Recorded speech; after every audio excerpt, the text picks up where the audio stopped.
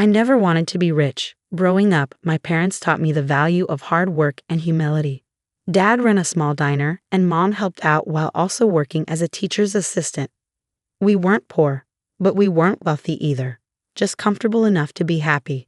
That's why when I inherited my grandfather's real estate empire at 25, I decided to keep it quiet. I wanted to find someone who would love me for who I was, not for my bank account. I continued working as a waitress at Charlie's Diner, the same place I'd worked through college. That's where I met Michael. He came in every morning for coffee and pancakes, always sitting in my section. Unlike the other suits who barely looked up from their phones, Michael actually talked to me. He asked about my day, remembered my stories, and made me laugh with his terrible dad jokes. After 3 months of daily pancakes and shy smiles, he finally asked me out. "I know this great little Italian place," he said, nervously fiddling with his tie. "Unless you're sick of serving food and would rather get served for a change." I said yes, and that dinner changed my life. Michael was everything I'd hoped for: kind, funny, and genuinely interested in me, not my wallet. When he told me he was a successful architect, I was happy but not impressed by his status. I fell in love with the man who spent our third date helping an elderly couple change their flat tire in the rain. The trouble started when I met his family, particularly his mother, Victoria Armstrong. The Armstrong family was old money, and Victoria never let anyone forget it. The first time I visited their mansion, she looked me up and down like I was something stuck to her designer shoe. "A waitress," she said, her voice dripping with disdain. How quaint. Michael always had a charitable heart. Michael defended me, but Victoria's comments only got worse over time. She'd make pointed remarks about my simple background, my limited education. I had a business degree, but apparently that wasn't good enough. And my unfortunate career choice. Still, I loved Michael, and he loved me. We got married in a simple ceremony that Victoria called embarrassingly modest. I didn't care. I was happy, and my secret fortune remained safe in the various corporations and trusts my grandfather had set up. Everything changed at Victoria's annual summer gala. She'd been planning it for months, inviting Boston's elite to show off her mansion and her social status. The morning of the party, my lawyer called with interesting news. The deed to Victoria's precious mansion had finally cleared. I'd bought it through one of my shell corporations, along with most of the properties in her exclusive neighborhood. I almost told Michael about my wealth that morning, but Victoria's behavior at the party changed everything. I arrived early to help set up, wearing a simple but elegant blue dress. Victoria took one look at me and sneered. "Oh dear, is that off the rack?" "Well, I suppose it's the best you could do on a waitress's salary." I ignored her, like always.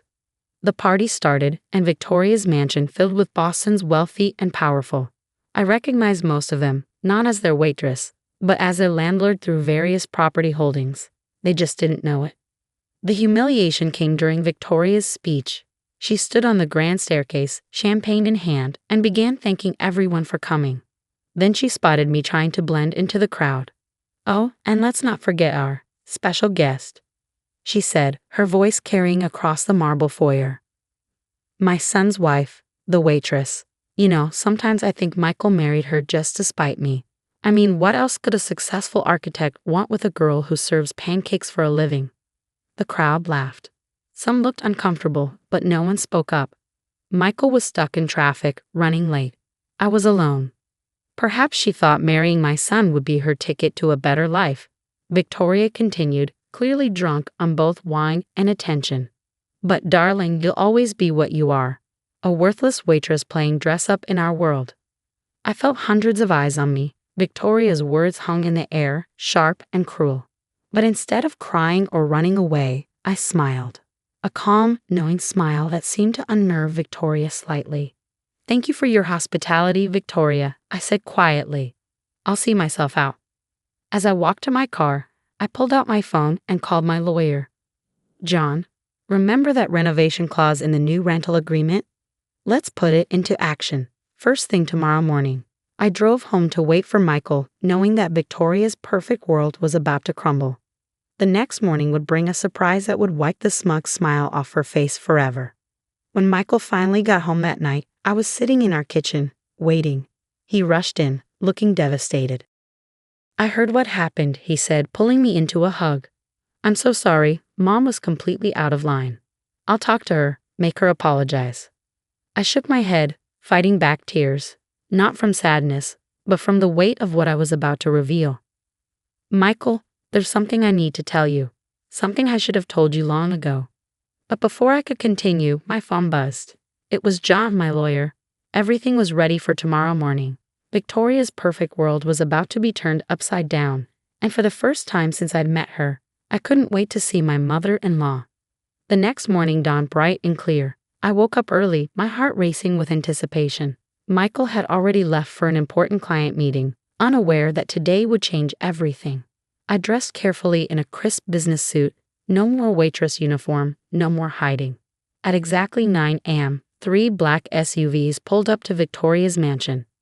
I watched from my car as my lawyer John led a team of contractors and legal representatives to the front door. Victoria answered, still in her silk robe, her face twisting with annoyance.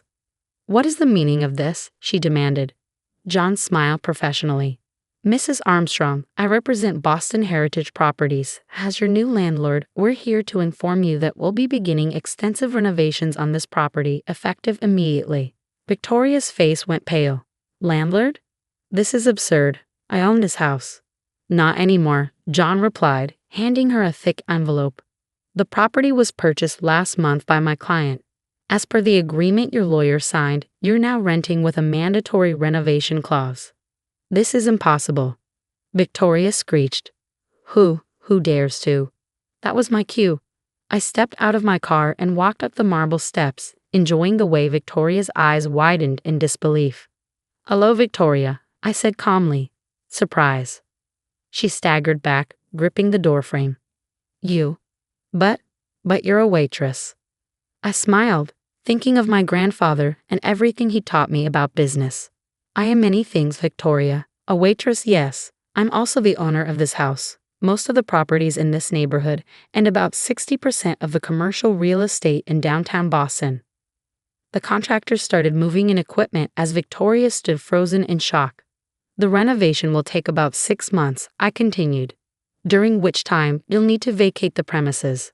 Of course, as your landlord, I'm required to offer you alternative accommodation." I handed her a glossy brochure for a modest apartment complex across town. "It's not quite up to your usual standards, but it's the best I could do on such short notice. Unless you prefer to stay with your sister in Connecticut." Victoria's face turned an alarming shade of red. He planned this. All along, you were just waiting to humiliate me." "No, Victoria," I said firmly. "I kept my wealth secret because I wanted people to know me for who I am, not what I own. You're the one who chose to judge me, to humiliate me, to treat me like I was worthless because of my job." Just then, Michael's car pulled into the driveway. He got out, staring in confusion at the scene before him. "What's going on?" he asked, looking between me and his mother.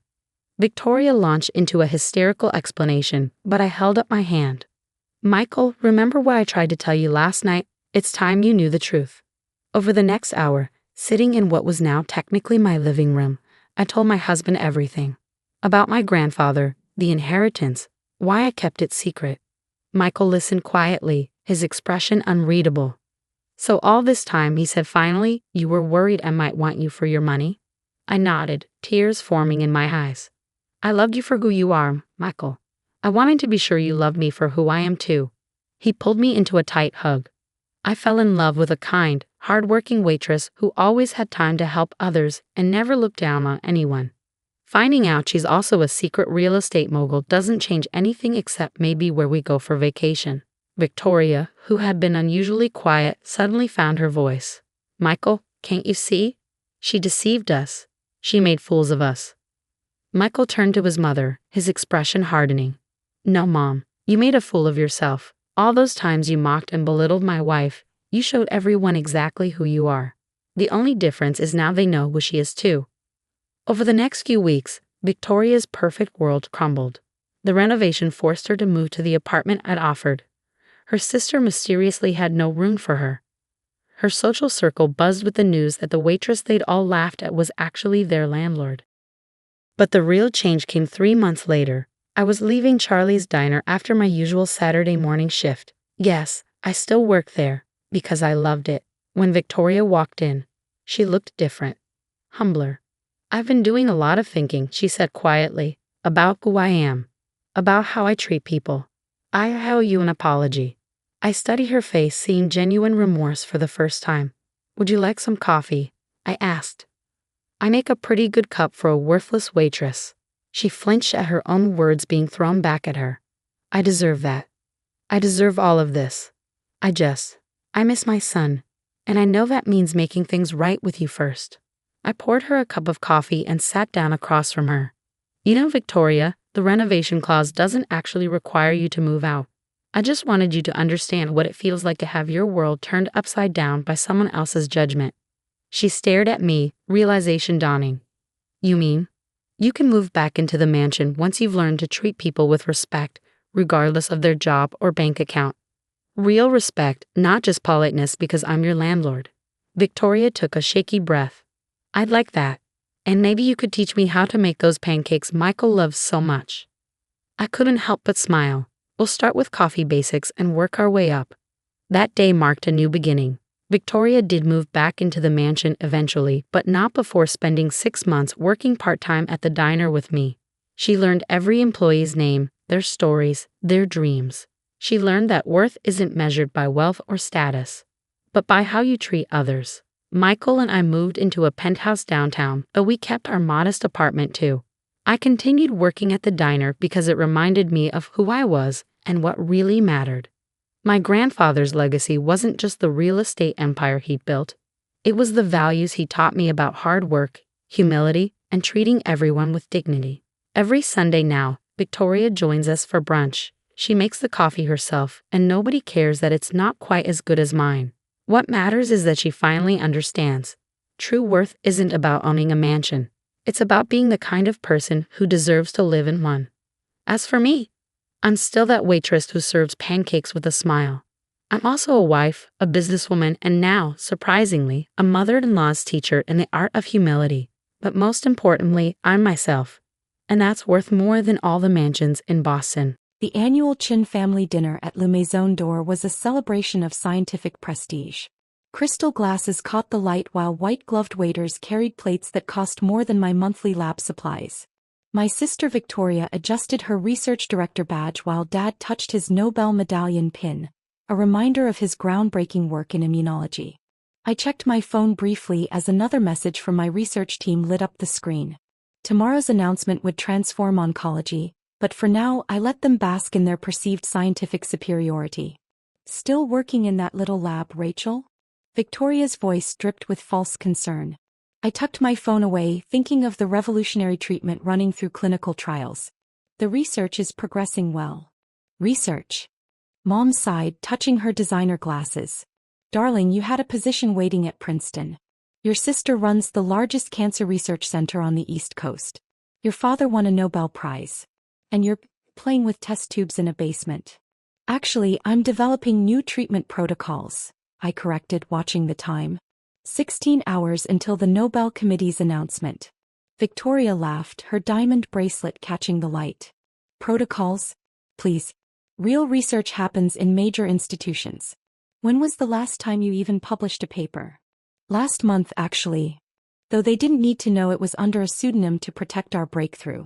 A real journal, Victoria pressed. Not some open-access publication. I checked my watch. The final trial results had been certified at midnight. Our work speaks for itself. Of course it does, dear, Mom said with practiced patience. But you had such potential. Victoria's department has $100 million in funding. At your age, I was chairing 3 research boards. And you're still running experiments in a converted warehouse. Dad adjusted his Nobel pin. The Chin name means something in science. 3 generations of breakthrough research. And you're wasting it on whatever it is you're doing. What we're doing is saving lives, I replied quietly, thinking of the patients who'd already been cured. Lives. Victoria snorted. My department saves lives every day. Real research, real trials, real results. How many patients have you even treated? My phone buzzed, another message from Stockholm. Everything was ready. You know, Victoria continued, warming to her favorite topic, there's a junior researcher position open in my lab. Entry level, of course, but at least it's legitimate science. Thank you, but I'm satisfied with my current work. I glanced at the time. The announcement would break in exactly 3 hours. Satisfied. Dad's voice carried across the restaurant. Chens aren't satisfied with mediocrity. We advance science. We make breakthroughs. We don't waste time on small-scale experiments. The restaurant's manager approached our table nervously. Dr. Chen, there's an urgent call from Stockholm. Tell them I'll call back, Dad waved dismissively. We were just discussing Rachel's career choices. Actually, sir, they're asking for Dr. Rachel Chen. The table fell silent. There must be some mistake, Victoria said quickly. Rachel doesn't deal with the Nobel Committee. She runs a small lab. I stood slowly, smoothing my simple dress. Actually, I deal with them quite frequently. Especially since our cancer treatment showed a 100% success rate in clinical trials. Treatment? What? Dad's prestigious medical journal slipped from his hands. The restaurant's TV suddenly came alive with breaking news. Revolutionary cancer cure earns youngest Nobel laureate $18 million prize. While you were all focused on institutional prestige, I continued, gathering my things, we were revolutionizing cancer treatment. That little lab you dismissed? It's now the most advanced research facility in the world. But you work in a warehouse, Victoria whispered. Yes, developing a cure that just ended cancer as we know it. Now if you'll excuse me, I have a press conference to prepare for. Stockholm is waiting. The press conference room buzzed with anticipation 3 hours later. Seats that had once hosted scientific luminaries now held reporters from every major news outlet. Through the windows I could see my family arriving, their faces still ashen from dinner. Dr. Chen, my research coordinator, appeared with a tablet. The final trial data is ready. Would you like to review it before the announcement? I nodded, scanning the results. While they'd been chasing institutional prestige, we'd been quietly revolutionizing oncology. Every late night in our little lab had brought us closer to what they deemed impossible. Dad entered first, his Nobel pin suddenly looking dated. Victoria followed, her research director badge seeming insignificant against the breakthrough we'd achieved. Mom clutched her designer handbag, her social standing in the scientific community about to undergo a seismic shift. Let's begin, I announced, taking the podium, a position Dad had dreamed of reclaiming since his own Nobel decades ago. Today marks a new chapter in medical science. The screens behind me lit up with our treatment data. Dad's face tightened as he recognized research he'd dismissed as amateur work years ago. Our breakthrough isn't just another treatment, I continued. It's a complete paradigm shift in how we approach cancer. Victoria shifted uncomfortably as my next slide showed survival rates. Traditional treatments versus our new protocol. The numbers were unprecedented. We've achieved a 100% cure rate across all trial groups, I stated, watching my sister's scientific confidence crumble. More importantly, the treatment is simple, affordable, and can be administered anywhere. Mom's perfectly manicured hands trembled. How many times had she bragged about Victoria's exclusive research facility? Furthermore, I continued, we're making the treatment protocol open source. Every hospital, every clinic anywhere in the world will have access. Dad touched his Nobel pin reflexively. He knew what this meant. This naturally changes the landscape of cancer research, I announced. The traditional approach of expensive, institutionalized treatment is obsolete. We've democratized the cure.